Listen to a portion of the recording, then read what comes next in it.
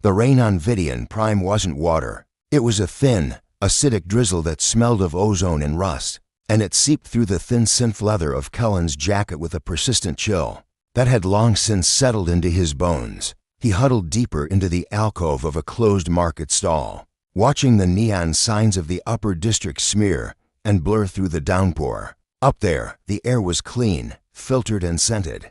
Down here in the docks, you breathed the exhaust of 1,000 starships and tasted the desperation of those they left. Behind that, his stomach clenched, a hollow, familiar ache. 3 days. It had been 3 days since his last proper meal, a nutrient bar he'd won in a dice game that had since felt like a lifetime ago. His visa had expired cycles ago, his credits were gone, and the Vidian enforcers had a particular dislike for stranded Terrans who couldn't afford the repatriation fee, a polite term for a one-way ticket to a forced labor camp. A shift in the crowd's rhythm caught his eye. A figure, taller than most and moving with an unnerving grace, was being jostled near a group of off-duty dock workers. She was Vidian, her skin a deep, shimmering amethyst, her attire simple but exuding a quality of fabric that didn't belong in the docks. One of the workers, emboldened by cheap synthale, snatched a small, intricately carved case from her hand and bolted.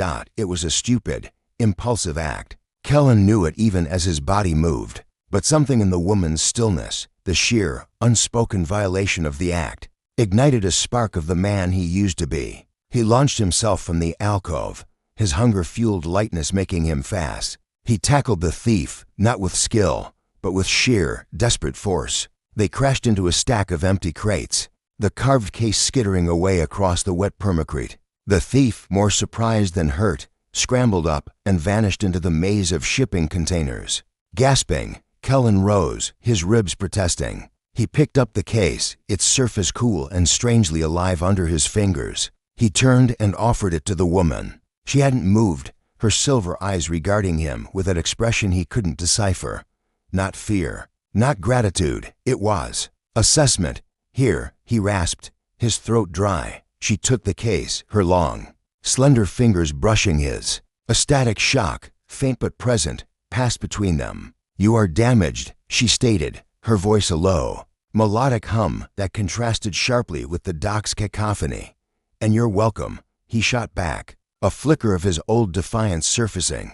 The whine of enforcement sleds cut through the air. 2 Vidian enforcers in polished gray armor rounded the corner, their scanner beams immediately locking onto Kellen.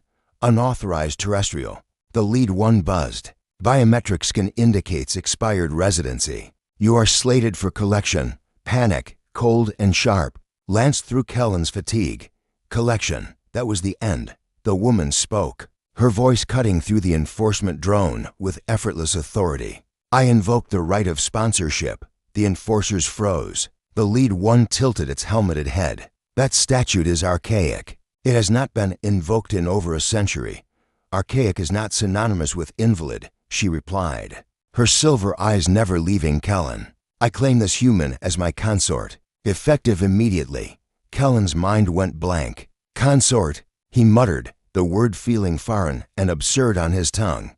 "In your crude Terran parlance," she said, finally turning her gaze fully to him. "You would call it marriage." He barked a short, harsh laugh. "You're insane. I don't even know you. My designation is Lore, Matriarch of House Tezen. I control the helium-3 refinement in this sector. That is all you need to know." She looked back at the enforcers. "The contract is binding." "Stand down." The enforcers exchanged a look, their systems clearly conflicted. The lead one finally gave a stiff nod. "So noted, Matriarch. The terrestrial is in your custody."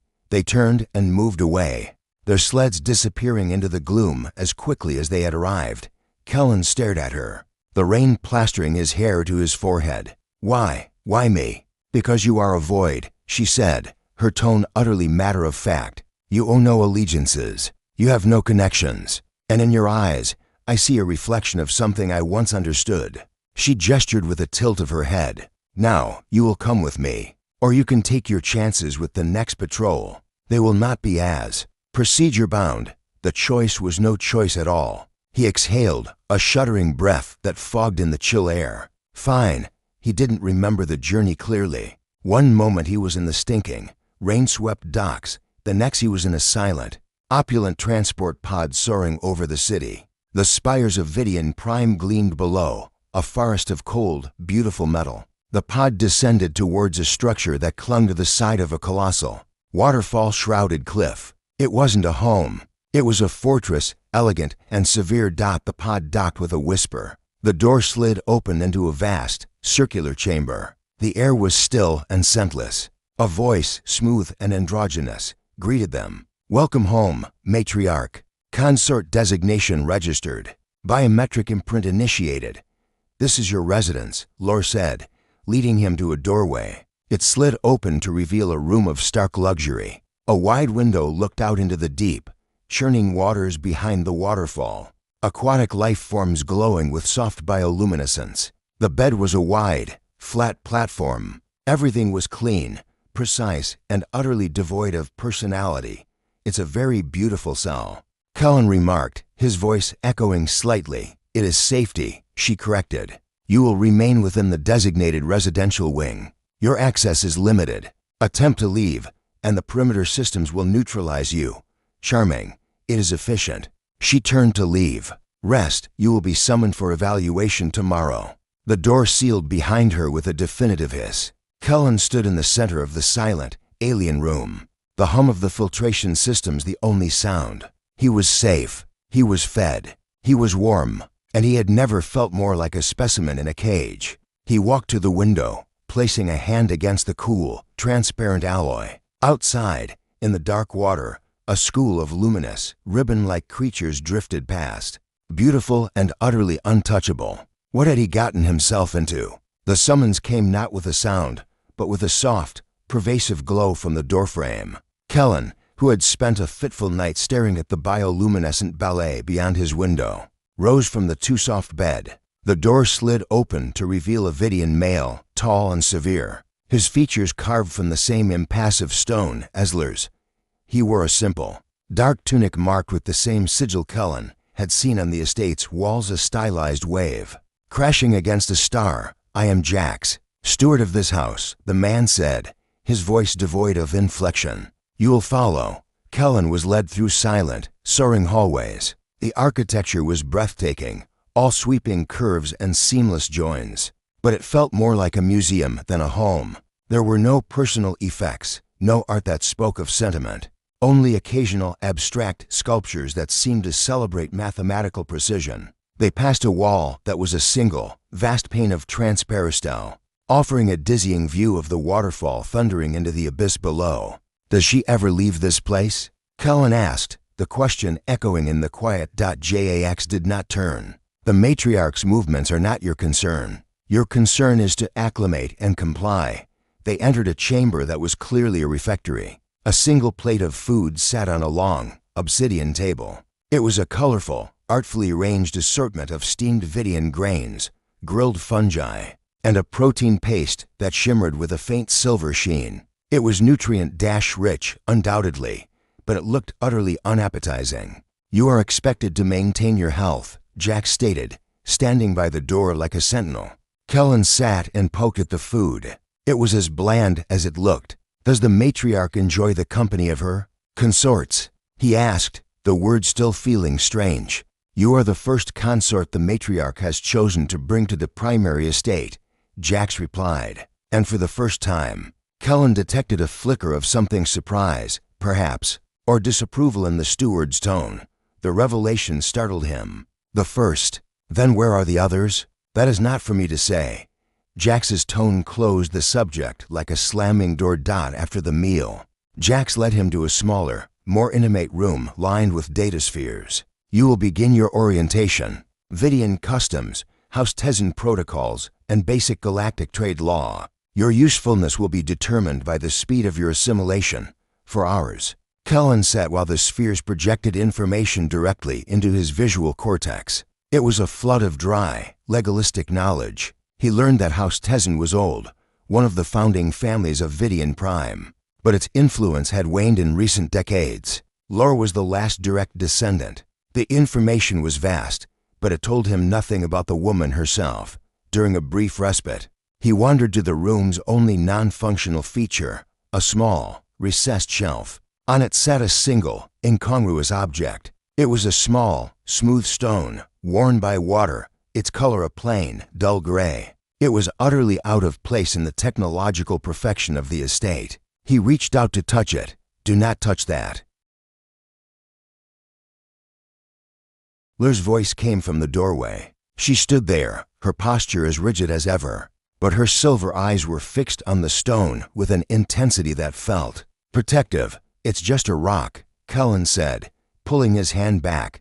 "It is not just a rock," she countered, stepping into the room. "It is a reminder." "Of what?" She didn't answer. Instead, she changed the subject. "Your evaluation. Jax reports you are resistant. You asked about previous consorts. I was curious. You said you owed no one. It made me wonder who came before me." "There was no one before you in this estate," she said, her gaze drifting back to the stone. "The sponsorship law was a tool. I identified several candidates whose skills or situations made them potential assets. You were one. Your mechanical aptitude was noted in the Terran refugee logs. The cold, calculated truth of it should have hurt, but it was so brutally honest he couldn't fault it. So I was the most convenient candidate on a list. You were the one who acted," she said, her eyes meeting his again. "The others would have let the theft occur. You did not. It was an unexpected variable, and you don't like surprises. I find them illuminating." She turned to leave. "Continue your studies. Your presence is required at the evening meal."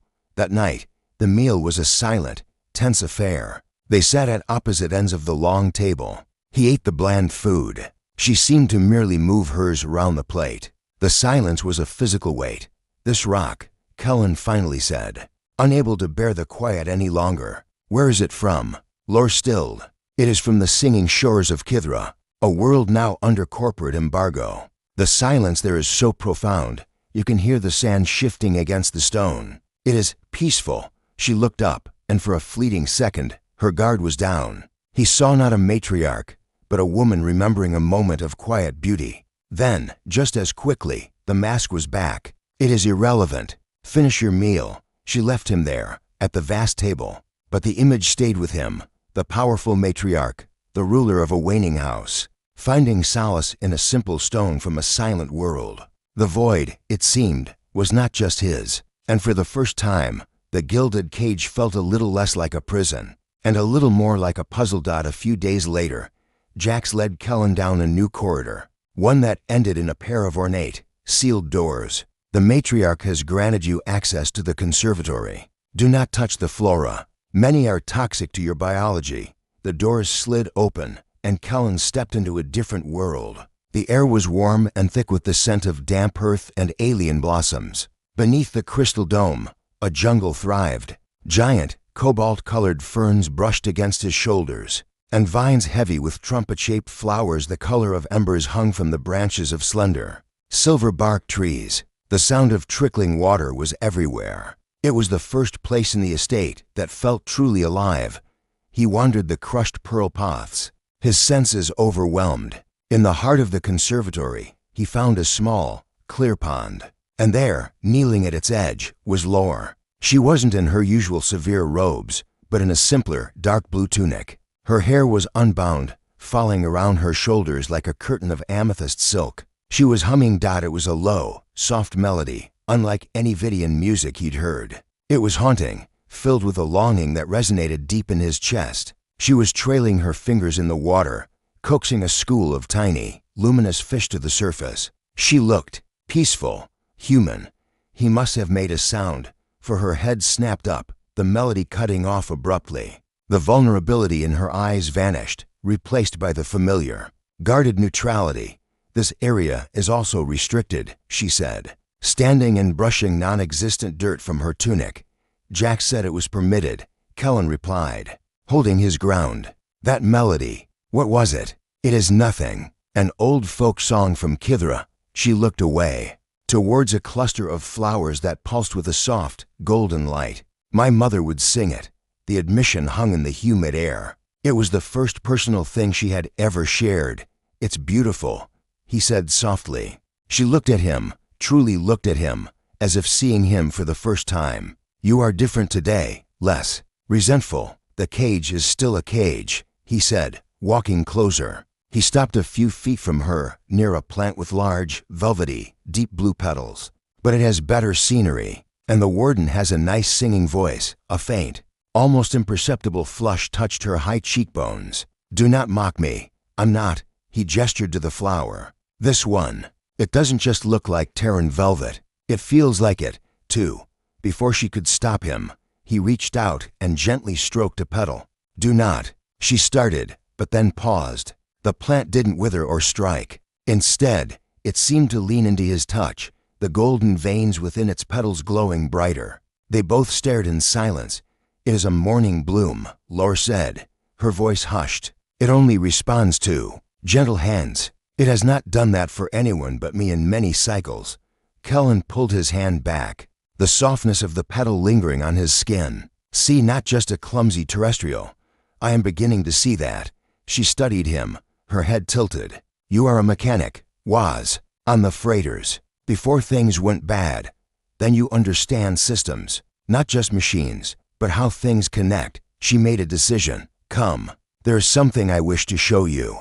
She led him to a secluded corner of the conservatory where a small, intricate device sat on a stone pedestal. It was a music box, its casing carved from the same Kithran stone as the one in the study. It was broken, a fine hairline crack running through its base, its mechanism still. This was my mother's, Lore said. It has been silent since her passing. I have had master artisans look at it. They say the resonant crystal inside is fractured. It cannot be repaired.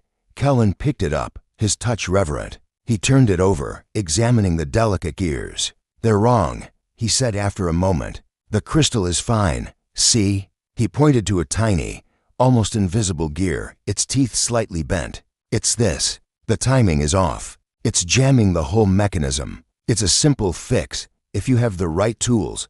Lore was silent for a long time. Simple, she repeated, the word tasting strange. All these cycles, and no one saw it. They were probably looking at the big, expensive crystal.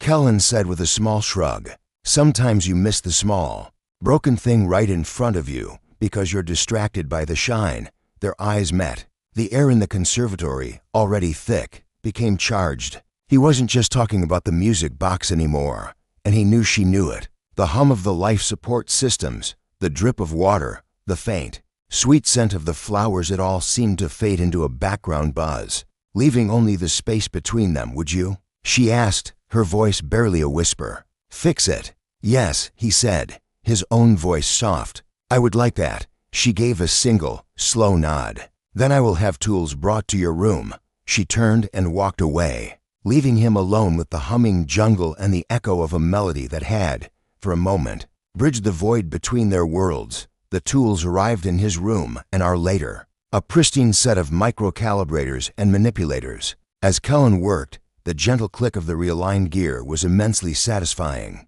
He wound the box. A single, clear note rang out, pure and sweet, followed by the first few bars of the very melody Lore had been humming. A wave of accomplishment washed over him, warm and genuine. He sought her out to return it, finding her in the command center, a room he had not seen before. Holographic star charts and trade route schematics floated in the air. The serene woman from the conservatory was gone, replaced by the stern matriarch, her brow furrowed in concentration. Double quotes Lore, he said from the doorway. She turned, and the look in her eyes was not one of gratitude, but of alarm. You should not be in here. He held up the music box. It's fixed. The tension in her shoulders eased a fraction. She took it from him, her fingers brushing his. She wound it, and the Kithran melody filled the command center, a stark contrast to the cold data displays. A genuine, unguarded smile touched her lips, so brief he might have imagined it. Thank you, Kellen. It was the first time she had used his name. At that moment, every screen in the room flashed red. A harsh, blaring alarm shattered the moment. The music box fell silent. Unauthorized breach in Sector 7. Security level Gamma. The estate I announced. Lore single quotes S face hardened. Show me. A visual feed popped up, showing the main entrance. A figure stood there, flanked by four hulking brutes in combat armor. The man was Vidian, with sharp, predatory features and eyes the color of frozen methane. He wore opulent robes that screamed of newfound wealth, a garish contrast to Lur's understated elegance that double quotes lore. "My dear," the man's voice was a slick, oily smear through the comms. "So reclusive. Won't you invite an old friend in?" Lur's hands clenched into fists at her sides. "Bren, you are not welcome here. Now, is that any way to treat the head of the syndicate that now controls the Kithran trade routes?" Bren smiled, a thin, cruel expression. "I heard a rumor that you'd taken a pet Terran. I was curious. I'm here to make an offer for him. I have a use for beings who are good with their hands, fear, cold and sharp, coiled in Kellen's gut." This was the reality outside the estate walls. "You have nothing I want, Bren." Lur's voice was ice. "Leave my perimeter now, or what? You'll hide in your cliffside tomb? Your house is a ghost, Lore. Its influence is a memory. Give me the Terran. It's a small price for me to forget that your house still exists." The answer is no. Bren's smile vanished. "A pity. Then I'll have to collect him myself. And when I do, I'll take that pretty music box too." A souvenir of the last matriarch of House Tezen. The transmission cut out. The command center was silent save for the hum of the red alert. Lore stood perfectly still, her back to Kellen. "Who is he?" Kellen asked quietly. "Bren," she said, the name a curse. "He was my father's most trusted advisor. After my parents died, he seized control of our assets, our trade lanes. He orchestrated it all. He left me with this estate, the family name, and nothing else. A hollow prize. He believes I possess one final secret, a proprietary energy core design my father was developing. He thinks you are the key to getting it, and am I?" She finally turned to face him. The vulnerability was back, but this time it was layered with a fierce, desperate resolve. "No, but he does not know that. He sees my first act of defiance in cycles taking a consort and assumes it is a move in our game." She took a step toward him. "He will not stop. His men will find a way through my defenses eventually. So what do we do?" "We," she echoed, a bitter smile on her lips. "There is no we. You are a complication I did not fully anticipate. You saved me from the enforcers," Kellen said. Stepping closer. "You brought me here. Like it or not, that makes a we. I may not be a Vidian lord, but I'm not helpless. I can fight." She looked at him, at the determination in his eyes, so different from the desperation she'd first seen. "The estate's defensive systems are extensive, but they are automated. They lack improvisation." She paused, weighing her options, weighing him. "You truly wish to fight for this? For a house that is already falling?" "I'm not fighting for a house," he said, his gaze steady. "I'm fighting for the woman who saved my life, and for the one who hums in the conservatory." The air left her lungs in a soft rush. The alarms still blared, the threat was still at the gate, but in that moment, an alliance was forged that was stronger than any legal contract. She gave a sharp nod. "Very well. Then we fight. Together." She moved to a console. "The defense grid has a blind spot near the geothermal vents. Bren will know of it. He will send his men there, and we will be waiting." The vents were a hellscape of swirling, superheated steam and groaning metal deep in the underbelly of the cliffside estate. Kellen, armed with a plasma cutter he'd reconfigured from a maintenance bot, crouched behind a conduit, his heart hammering against his ribs. Lore was a shadow beside him, a focused stillness in the chaos. "To scouts," she whispered, her enhanced vision piercing the steam. "Light armor. They are probing." Right on cue, two figures emerged, their weapons sweeping the area. Kellen didn't wait. He gave a sharp whistle. As the scouts turned, Lore moved. She was a blur of motion, disarming the first with a precise strike to the wrist, then using the soldier's own momentum to throw him into the second. Kellen lunged, jamming the plasma cutter into a weak point in the second scout's armor. The man convulsed and fell. It was messy, desperate, and effective. They worked as one, a strange, symbiotic dance. He created distractions, rerouted power to create steam bursts. She exploited the openings with lethal efficiency. They fell back, drawing Bren's main force deeper into the estate's defensive choke points, turning the elegant hallways into a deadly maze. The final confrontation took place in the atrium before the conservatory. Bren himself stood there, having bypassed their traps, a heavy ion blaster in his hand. His guards lay incapacitated around him, taken down by Lur's traps and Kellen's improvised sabotage. "It's over, Lor," Bren snarled. "Your little Terran is clever, but it ends now. Give me the core schematics." "There are no schematics, Bren," Lor said, her voice calm, though a thin trail of green blood trickled from a cut on her temple. "The core was a myth, a ghost you have been chasing." Bren's face contorted with rage. "Liar." He raised his blaster, aiming not at Lor, but at Kellen. "Then he is of no use to me." Time seemed to slow. Kellen saw the weapon rise, saw the hatred in Bren's eyes. But before he could fire, Lor did something unexpected. She didn't throw herself in front of Kellen. She simply looked at Bren, and with a voice filled with a power he had never heard from her, she spoke. "You will lower your weapon." It was not a command. It was a compulsion. A wave of psychic force, ancient and deep, rolled from her. Bren staggered, his eyes glazing over. The blaster trembled in his hand. You have the lineage gift." He gasped, "But it is dormant." "Not anymore," Lor whispered, her amethyst skin glowing with a faint, internal light. With a cry of effort, Bren fought the compulsion, his finger tightening on the trigger. The ion blast went wide, striking the ceiling. But the recoil of Lur's mental effort was immense. She cried out and collapsed to her knees,